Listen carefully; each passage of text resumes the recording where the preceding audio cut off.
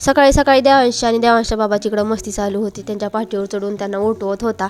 मग नंतर त्यांना तर उठवल्याशिवाय देवांश काय राहिला नाही.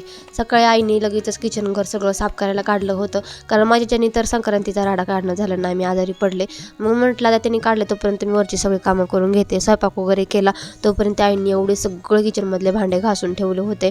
मग नंतर मी म्हटलं चला भांडे तरी लावते. मी माझी तोपर्यंत कामं सगळी आवरली होती, कपडे वगैरे धुवून टाकले होते.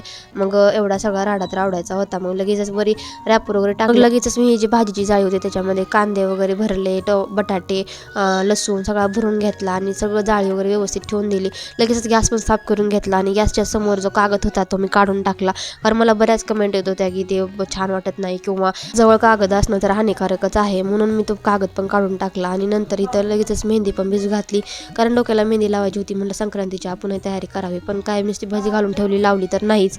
आणि मी आज झाडून काढताना मला हे माईक मी स्वस्तात मस्त जे मागवलेलं आहे त्याचा पाऊच सापडला. मग तो व्यवस्थित माईक वगैरे ठेवून दिलं, कारण वस्तू जागेवर ठेवली ना तर जागेवर व्यवस्थित सापडते आणि त्याची काळजीही ठेवण्यात येते. थोड्याफार कपड्यांच्या फोल्ड वगैरे करून ठेवायचे होते, मग कपडे पण व्यवस्थित फोल्ड करून ठेवले. असं झालंय की आम्हाला कवळलेल्या कपड्यांना तर ठेवायला जागा नाही. नंतर माझ्या देवांचा हेअरकट केला होता आणि ते बघितला. नंतर सगळं सारवून वगैरे आईने घेतलं होतं आणि घर एवढं स्वच्छ आणि छान वाटत होतं, सगळं भरून आणि छान वाटत होतं. तर असा गेला माझा आजचा दिवस.